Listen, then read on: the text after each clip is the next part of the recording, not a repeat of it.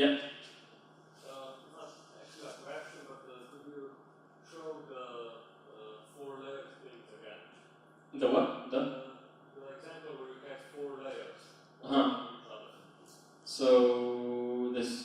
It's not really a question, so yeah, this one.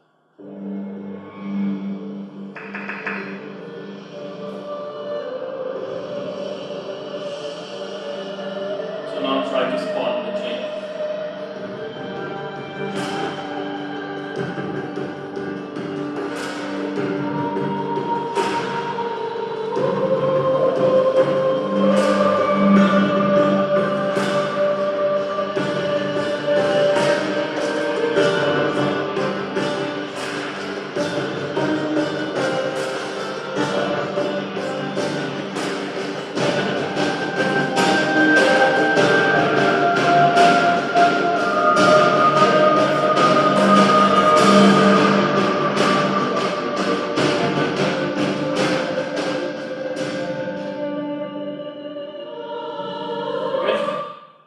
You spotted the. Yeah, I mean, I spotted it before as well, but it was really enjoyable. Oh, thank you. So, yeah. Yeah, I tried to do it as subtly as possible. So, the way you go about composing, composing music in layers is pretty simple because you just make a track of, you put all sorts of things inside, and then for every different layer you just mute things. You know? So it's, as I did this first with 4 layers, you know. This is the original.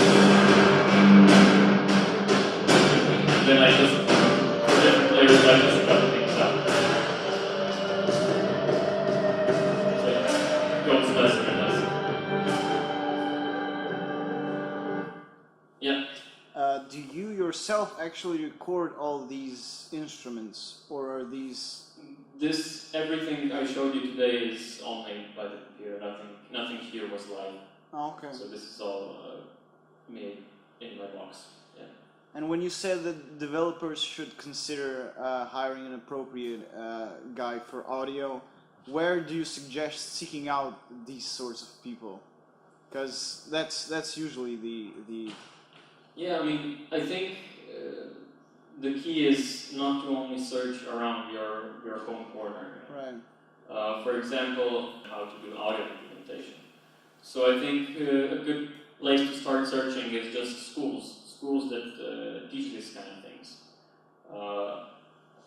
But schools for video games are opening up pretty fast, I think. But if someone would hire me for a game and would say you have to implement it yourself, I would say please find someone that really knows how to do it. I would be able to do it, but I would spend so much time on it that it wouldn't be efficient. You know? I rather focus on what I know, and I think it should be that way. That if you're good at art, stick to art. If you're good at programming, stick to programming. Some people are good at everything, you know. But for a project, I think it's good that every person has their individual task that they can focus on 100%. Yeah. Talking about procedural audio or generative one, do you think that it's possible that in the future it will be used also to create effects using just oscillators without audio data at all, without any sample? Yeah, I'm sure that has been done before.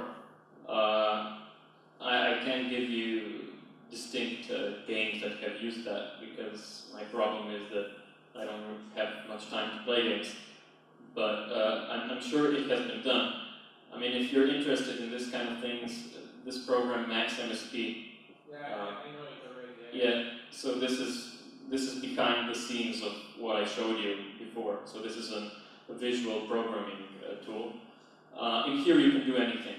In here you can make oscillators, and you can just make generative music using oscillators that you can just kind of drag in and make them randomly do whatever. How is it the integration with this stuff and middleware like a model? Well, for Max Max NSP, it's not middleware. I mean, I don't think, I'm not a pro at this, I don't think you can export code out of Max NSP. So Max is really used just for prototyping, but mostly it's used by artists, I mean composers that want to do some kind of presentations and stuff. But anything you can do, like this kind of things, I could easily make it in Wise as well, or in Fmod, or even in Unreal Engine. I would need a bit more time, but I could do it. So in that case, you work inside the middleware directly. Yeah. I never had to, but you never know. Don't get me wrong, I'm not like now an expert on video game music. I mean, I've done 4 games till now, but everything I showed you here was actually what I learned in Berkeley, so you got like a 20-minute version of what we learned there. But I think it's great to know the possibilities as a developer, the possibilities you have.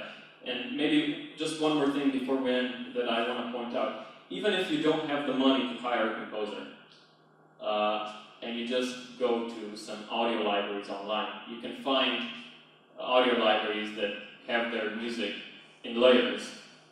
So it's layered out, stamped out. You can make that work with layer. You can maybe cut that audio file into sections and make it branch as I showed you.